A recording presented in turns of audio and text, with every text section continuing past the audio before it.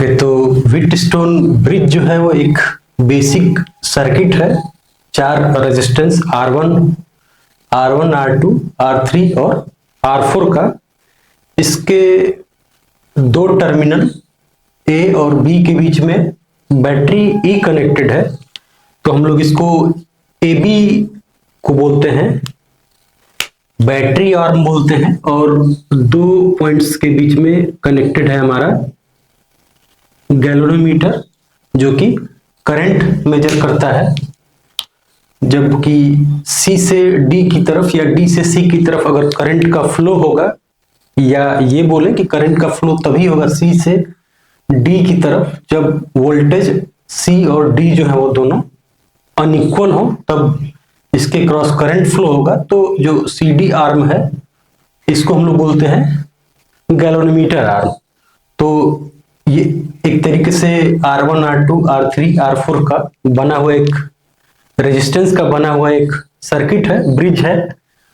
और इसका यूज हम लोग करते हैं to find out unknown resistance R3 in terms of R1, R2 and R4। तो अगर R1, R2, R3, R1, R2, R4 अगर ये तीनों नोन रेजिस्टेंस हो, तो इसका हम लोग यूज करते हैं to find out unknown resistance R3। Concept क्या है? सिंपल सा कॉन्सेप्ट है। हमने AB के बीच में बैटरी कनेक्ट किया है, तो उसकी वजह से क्या होगा कि करंट इसमें फ्लो करेगा। तो मान लेते हैं कि AC आर्म में करंट फ्लो कर रहा है, I1 फ्लो कर रहा है, और AD आर्म में करंट I2 फ्लो कर रहा है। और मान लेते हैं कि जो CD आर्म है उसमें करंट फ्लो कर रहा है CB आर्म में I3, और DB आर्म में मान लेते हैं कि करंट फ्लो कर रहा है I4। यही होगा। और कुछ करंट इससे पास हो रहा होगा CD से, कुछ यही हो सकता है। लेकिन हम लोग के लिए वो मतलब जो नॉर्मल केस है, हम लोग व्हीटस्टोन ब्रिज को हम लोग बोलते हैं कि जो हमारा ये जो सर्किट है या जो व्हीटस्टोन ब्रिज है, ये हमारे ज्यादा यूज का होता है जब ये बैलेंस्ड हो। बैलेंस्ड होने का मतलब सिंपल ये है कि जब बैलेंस्ड ब्रिज हो, बैलेंस व्हीटस्टोन ब्रिज हो, बैलेंस्ड व्हीटस्टोन ब्रिज होगा, तो इसका मतलब ये हो गया कि जो पोटेंशियल C है वही पोटेंशियल D का होगा। जो भी पोटेंशियल C पॉइंट का है वही पोटेंशियल पॉइंट D का होगा। और उस समय जो CD आर्म है, या बोले कि जो गैल्वेनोमीटर आर्म है, उससे कोई भी करंट पास नहीं हो रहा होगा। अगर ऐसा हो जाता है तो हम लोग ये बोलेंगे कि हमारा जो करंट है वो होगा I1 इक्वल टू I3 होना चाहिए, और I2 इक्वल टू I4 होना चाहिए। तो हम लोग ये बोलेंगे कि एट बैलेंस्ड कंडीशन, हम लोग ये बोलेंगे कि I1 equal to I3,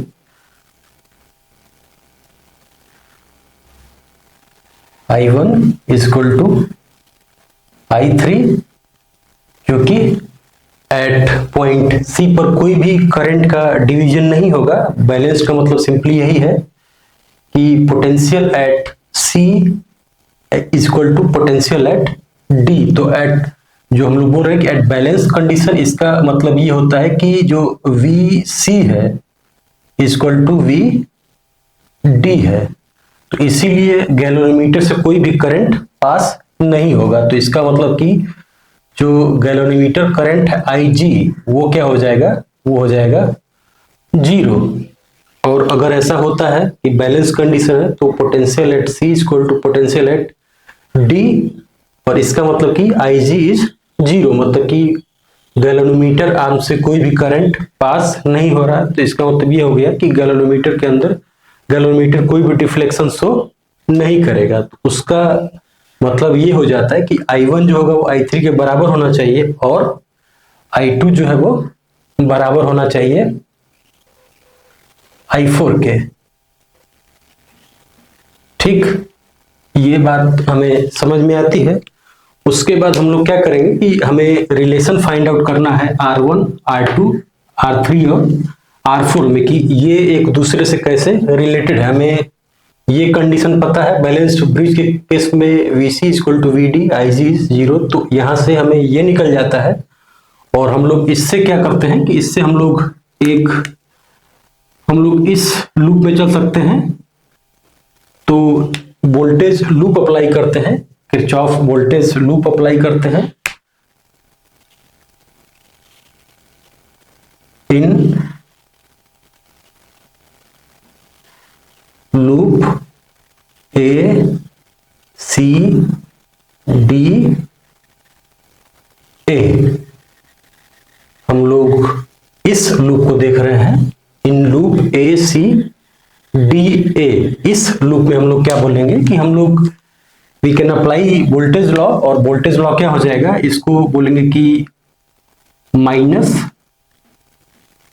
I1 R1 हो गया। हमने शुरू किया VA से, शुरू करते हैं, मान लेते हैं कि हमने शुरू किया VA से, इस पॉइंट से शुरू किया हमने, और हम लोग VA माइनस I1 R1, तो हम लोग पहुंच गए VC पर पहुंच गए। और VC से इन दोनों पॉइंट के बीच हम लोग बोल रहे हैं कि VC इक्वल टू VD, तो हम लोग VC से VD तक आने में कोई भी वोल्टेज ड्रॉप नहीं होगा, तो सीधा सीधा हम लोग VC तक पहुंचे, और VC का मतलब कि VD तक पहुंच गए, और उसके बाद हम लोग इधर जा रहे हैं। तो फिर यहां से जब उल्टा चलेंगे तो ये हो जाएगा प्लस I2 R2, और ये होना चाहिए किसके बराबर, कहां पर हम लोग पहुंच गए, फिर से हम लोग पहुंच गए VA पर। और यहां से हमें क्या मिलता है, यहां से हमें मिलता है कि I1 by I2 equal to R2 by R1। ठीक है, बेसिक हमने KVL अप्लाई किया है, Kirchhoff voltage law, in loop ACDA हमने अप्लाई किया, KVL अप्लाई किया है, तो हमें ये मिल गया एक equation I1 by I2 equal to R2 by R1। फिर अगर हम लोग दूसरा लूप लेते हैं, जो दूसरा लूप है हमारे पास, वो बोले कि इन लूप हम लोग लेते हैं C B D और C। हम लोग सेकेंड लूप लेते हैं C B D C, ये हो गया C B D C। इस लूप में हम लोग ये बोल सकते हैं कि फिर से हम लोग KVL अप्लाई करते हैं, KVL अप्लाई करेंगे, C से शुरू करते हैं तो VC हो गया, VC इस पॉइंट से शुरू करते हैं, इस पॉइंट का पोटेंशियल VC होगा, और VC और ऐसे आते हैं तो along the direction of current potential drop होगा, वो होगा I3 R3 minus I3 R3। और हम लोग पहुंच गए पॉइंट B पर, इस पॉइंट पर पहुंच गए। उसके बाद हम लोग जब इसके अपोजिट में चलेंगे तो हम लोग पहुंच जाते हैं, हमारा वोल्टेज राइज होगा करंट के अपोजिट डायरेक्शन में, ये हो जाएगा I4 R4, और हम लोग पहुंच गए D पर पहुंच गया, VD is equal to VC, तो ये जो है हो जाएगा बराबर VC के। और यहां से हमें ये निकलता है कि यहां से हमें पता लग रहा है कि I3 by I4 is equal to R4 by R3। ठीक है,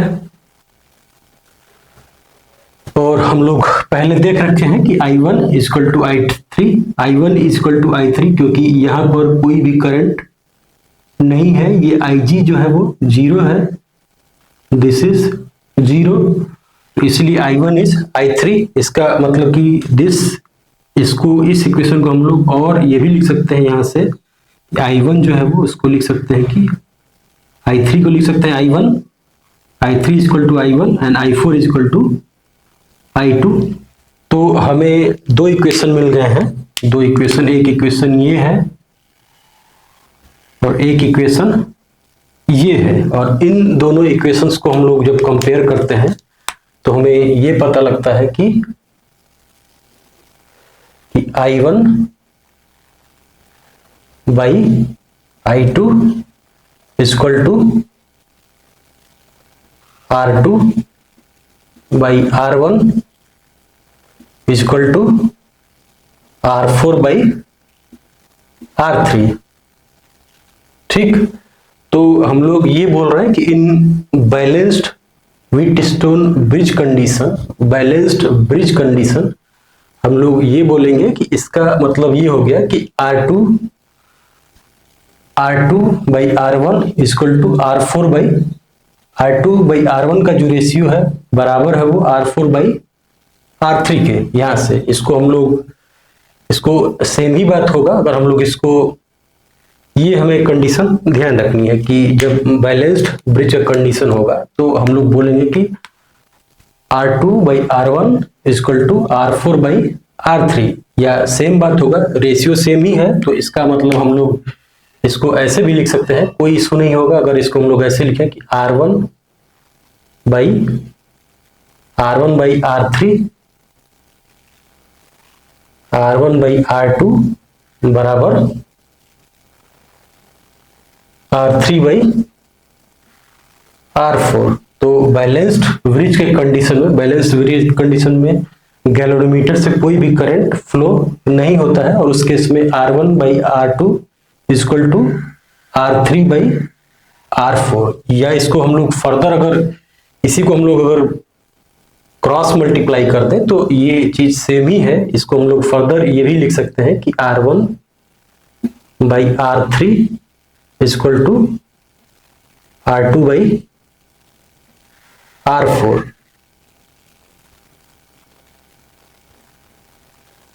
R2 बाई R4। तो बैलेंस्ड ब्रिज के कंडीशन में R1 by R3 is same as R3 by R4, या फिर बोले कि R1 by R3 equal to R2 by R4। ये मतलब केवल क्रॉस मल्टीप्लाई करने से हमें ये मिल जाता है। और इसका मतलब हम लोग बेसिकली ये कह रहे थे कि हम लोग ब्रिज का यूज करके, व्हीटस्टोन ब्रिज का यूज करके हम लोग एक रेजिस्टेंस R3 फाइंड आउट करते हैं इन terms of known resistance R1, R2 and R4। तो यहां से हम लोग लिख सकते हैं कि R3 जो है, R3 क्या आ जाएगा, R3 equal to R4 R1 by R2। तो अगर हमारा R3 इज अननोन रेजिस्टेंस तो हम लोग क्या करते हैं, R1 R2 एक फिक्स वैल्यू ले सकते हैं R1 R2 का, और R4 को हम लोग तब तक वेरी करते हैं, R1 और R2 को हमने एक फिक्स रेजिस्टेंस ले लिया और हमने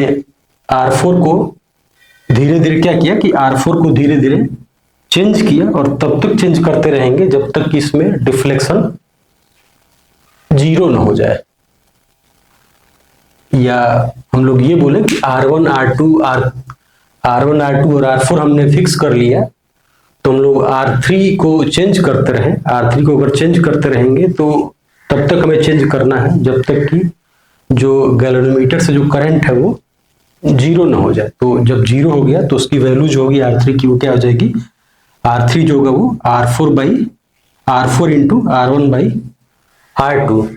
एक बात और इसमें ध्यान रखने वाली बात यह है कि जब बैलेंस्ड ब्रिज होता है, जब बैलेंस्ड ब्रिज का कंडीशन है तो उस केस में हम लोग जो ये जो बैटरी आर्म है और जो गैल्वेनोमीटर आर्म है इसको हम लोग एक्सचेंज कर सकते हैं और बैलेंस्ड ब्रिज में कोई फर्क नहीं पड़ता। मतलब कि जो हम लोग इक्वेशन ये फाइंड आउट कर रहे हैं, जैसे हमने ये फाइंड आउट किया R1 by R2 R3 by R4, और यहां से हम लोग देख रहे हैं कि R1 बाई R3 हो जा रहा है और R2 बाई R4 हो जा रहा है। तो मैं ये कह रहा हूं कि अगर इस सर्किट को, अगर ये हमारा बैलेंस्ड ब्रिज का कंडीशन है, इस बैलेंस्ड ब्रिज में अगर हम लोग इस बैटरी को कनेक्ट कर दे CD के बीच में और गैल्वेनोमीटर को कनेक्ट कर दे AB के बीच में, तो भी हमारा ये जो सर्किट है ये बैलेंस्ड ही रहता है, बैलेंस इसका डिस्टर्ब नहीं होता है।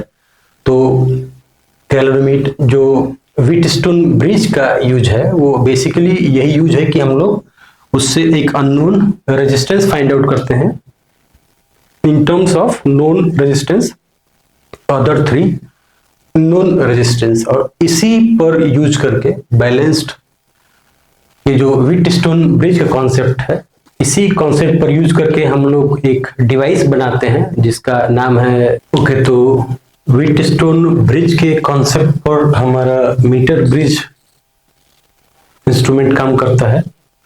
मीटर ब्रिज क्या इंस्ट्रूमेंट है? मीटर ब्रिज में एक 1 मीटर लेंथ का हम लोग वायर लेते हैं जिसको कनेक्ट करते हैं बिटवीन 2 मेटल प्लेट्स। ये एक मेटल प्लेट है और एक मेटल प्लेट ये है, और इन दोनों मेटल प्लेट्स के बीच में एक अननोन रेजिस्टेंस R कनेक्ट करते हैं और एक नोन रेजिस्टेंस S कनेक्ट करते हैं, और इस गिवन जो लेंथ ऑफ वायर है 1 मीटर के, इसको हम लोग कनेक्ट करते हैं थ्रू दिस पॉइंट, मतलब इस मेटल प्लेट से थ्रू कनेक्टिंग थ्रू गैल्वेनोमीटर, और एक स्लाइडर से कनेक्ट करते हैं, मेटल स्लाइडर से, जिससे कि ये इस लेंथ पर स्लाइड कर पाए। और इस पर स्लाइड करता है उसकी वजह से हमें एक रेजिस्टेंस मिलेगा। ये मेटल प्लेट है तो ये अगर ये है तो ये भी पॉइंट ये हो गया, तो एक रेजिस्टेंस हो गया AD और एक रेजिस्टेंस हो गया BD। तो हमें 4 रेजिस्टेंस मिल गए, RAD, S और RBD, और ये चारों के चारों जो हैं वो एक व्हीटस्टोन ब्रिज के 4 रेजिस्टेंस हो गए, और ये एक गैल्वेनोमीटर आर्म हो गया और ये एक बैटरी आर्म हो गया। और हम लोग बोलते हैं कि लेट्स से दैट कि अगर if define resistance per unit length of this wire, let's define that Rm is the resistance per unit length of this given conductor. ये जो कंडक्टर है इसका मान लेते हैं कि हमें Rm डिफाइन किया, वो हो गया रेजिस्टेंस पर यूनिट लेंथ को हमने सेंटीमीटर में ले लिया है। तो हमें जब Rm डिफाइन कर दिया तो हम लोग we can find out the resistance RAD। Resistance RAD जो है वो क्या हो जाएगा? वो हो जाएगा Rm, और किसी पॉइंट पर अगर हमने L डिस्टेंस है, इधर से हमने A पॉइंट से मेजर किया और ये L है, तो Rm इंटू L सेंटीमीटर, तो RAD हो गया। और similarly we can find out RBD जो है वो हो जाएगा Rm 100 centimetre minus L centimetre, इतना ओम हो गया। 2 रेजिस्टेंस हमें RAD और RBD मिल गए, R और S हो गया। ठीक, तो हम लोग बोल रहे हैं कि R is a known resistance, S is known resistance, हमें R फाइंड आउट करना है। तो हम लोग क्या करते हैं कि ये जो गैल्वेनोमीटर आर्म पर जो ग्लाइडर लगा हुआ है या जो पॉइंटर लगा हुआ है, इसको हम लोग इस लेंथ के अलोंग मूव करते हैं, और हम लोग वो पॉइंट नोट करेंगे जिस पर कि करंट थ्रू द गैल्वेनोमीटर जो है वो क्या हो जाए? वो 0 हो जाए। IG जो है वो क्या हो गया? 0 हो गया। करंट थ्रू द गैल्वेनोमीटर जब 0 हो जाएगा, उस कंडीशन को हम लोग बोलते हैं बैलेंस्ड ब्रिज का कंडीशन। तो अगर हम लोग बोले कि व्हेन ब्रिज इज बैलेंस्ड, जब ब्रिज बैलेंस्ड है तो IG 0 होगा। IG अगर 0 हो गया तो हमें जो व्हीटस्टोन ब्रिज का जो कॉन्सेप्ट हमने देखा कि R divided by RAD should be equal to S divided by RBD। तो यहां से हम लोग लिखेंगे कि अगर हमारा ब्रिज अगर बैलेंस्ड है, व्हीटस्टोन ब्रिज अगर हमारा बैलेंस्ड हो जाता है, तो यहां से हमें लिखना चाहिए कि R डिवाइडेड बाई RAD, और ये होना चाहिए S डिवाइडेड बाई RBD के। ठीक है, तो यहां से जो R है वो क्या हो जाएगा? R in terms of known resistance S, standard resistance S, ये हो जाएगा RS, और ये हो जाएगा AD divided by RBD। So let's say that कि हमारा ब्रिज जो बैलेंस ब्रिज हुआ है वो किस पर हुआ है? जब L जो है वो लेंथ L1 है, मतलब कि अगर हम लोग इधर से मेजर कर रहे हैं और लेंथ जो है वो हमने मेजर की इस मीटर स्केल पर, तो ये L1 लेंथ पर हुआ है। तो यहाँ से RAD बाई RBD लिखेंगे, ये वैल्यूज यही रहेगी। और इसको अगर फर्दर सिंप्लीफाई करते हैं तो ये हो जाता है S डिवाइडेड, यहाँ से वैल्यू लिख लेंगे, RM बाई L लिखेंगे, R M into L1 divided by R M 100 minus L1 ये लिखेंगे, या इसको फर्दर बोलेंगे कि जो R है वो क्या आ गया, R is S L1 divided by 100 minus L1, हमारा ये रेजिस्टेंस आ गया। ठीक है, तो हमारा जो अननोन रेजिस्टेंस है वो उसका फॉर्मूला आ गया इन terms of length, S known resistance है L1, इसको हम लोग मीटर स्केल पर ये मेजर कर लेंगे L1 divided by 100 minus L1। तो यहाँ पे L1 पता है तो ये पूरा वैल्यू कैलकुलेट कर लेंगे, S पता रहेगा तो हम लोग अननोन रेजिस्टेंस R कैलकुलेट कर लेंगे यूजिंग मीटर ब्रिज। अब ये तो बेसिक्स है, व्हीटस्टोन ब्रिज का कॉन्सेप्ट लगा के हमने इसको फाइंड आउट किया। अब इसमें एक कंडीशन ध्यान क्या रखनी है, हम लोग एडवाइस किया जाता है कि जब भी हम लोग मीटर ब्रिज का यूज करके unknown resistance R find out करना चाहते हैं तो हमें ध्यान ये रखना है कि हमारा ये जो पॉइंटर है वो ये नल पॉइंट समवेयर मिड में पाए। ये मिड में अगर जब पाता है तो जो अननोन रेजिस्टेंस R है इसमें जो एरर है वो कम से कम होगा, या बोले कि मिनिमम एरर फाइंड आउट का मिनिमम एरर R में होने के लिए हमारा जो पॉइंटर होना चाहिए वो somewhere along the mid point होना चाहिए। इसको बस एक बार मैं ऐसे दिखा देता हूं कि R जो है R is S L1 divide by 100 minus L1। हमें कह रहे हैं कि R में एरर कम से कम होने के लिए कह रहे हैं कि समवेयर ये अलोंग द मिड पॉइंट होना चाहिए। इसको हम लोग कैलकुलेट कर सकते हैं। तो यहां से अगर हम लोग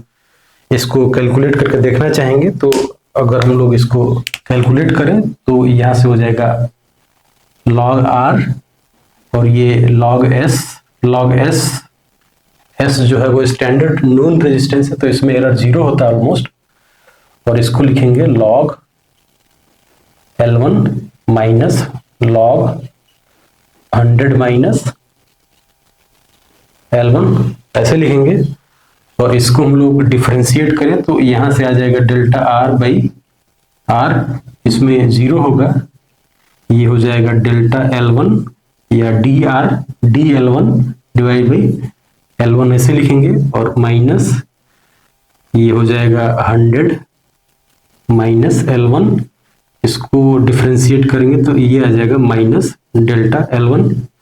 ये डेल्टा लिखा है, इसको dr भी लिख सकते हैं, कोई फर्क नहीं पड़ता, बस वो दिखाने का तरीका है। तो यहां से हम लोग ये फाइंड आउट करते हैं कि जो एरर इन R है वो हो जाएगा डेल्टा L1 और divided by 100 minus L1 plus L1, और ये हो जाएगा L1 इंटू 100 माइनस L1, ये हो गया। तो हमें ये पता है कि this is absolute error in length measurement, ये मीटर लेंथ है, ये 0 टू 100 सेंटीमीटर का। तो इसमें जो डेल्टा L है, डेल्टा L1 जो है वो फिक्स क्वांटिटी है 0.1 सेंटीमीटर। डेल्टा L1 जो है फिक्स क्वांटिटी है, ये फिक्स क्वांटिटी है। तो जो इसमें एरर जो है, ये जो एरर इन R मिनिमम कब होगा जब ये क्वांटिटी मैक्सिमम होगी, और ये क्वांटिटी मैक्सिमम होने के लिए हमें इसको डिफरेंशिएट करके अगर देखते हैं ये मैक्सिमम होना चाहिए। तो हम लोग बोल रहे हैं कि अगर f ये फंक्शन ऑफ L और ये हो जाएगा L 100 माइनस L, ये मैक्सिमम कब होगा इसको डिफरेंशिएट करके देखेंगे तो यहां से आता है कि L जो है वो 100/2 या बोले कि 50 सेंटीमीटर, मतलब कि इसकी ये जो नीचे वाली क्वांटिटी है ये मैक्सिमम होगा जब 50 सेंटीमीटर हो। अगर ये मैक्सिमम होगा तो ये मिनिमम होगा, जो एरर है वो मिनिमम होगा। इसलिए बोलते हैं कि अगर हमें R के मेजरमेंट में, अगर हमें R में एरर मिनिमम चाहिए तो हमें जो भी मेजरमेंट कर रहे हैं, हमारा जो पॉइंटर है वो समवेयर इन द मिड जो है उसमें डिफ्लेक्शन 0 आना चाहिए। गैल्वेनोमीटर आर्म से करंट जो है वो somewhere along the mid point 0 होना चाहिए। तब जो इसमें आर के मेजरमेंट में जो एरर होगा वो कम से कम होगा। होपफुली ये बात समझ में आ रही है। अगर कोई इशू है तो यू कैन ऑलवेज कमेंट।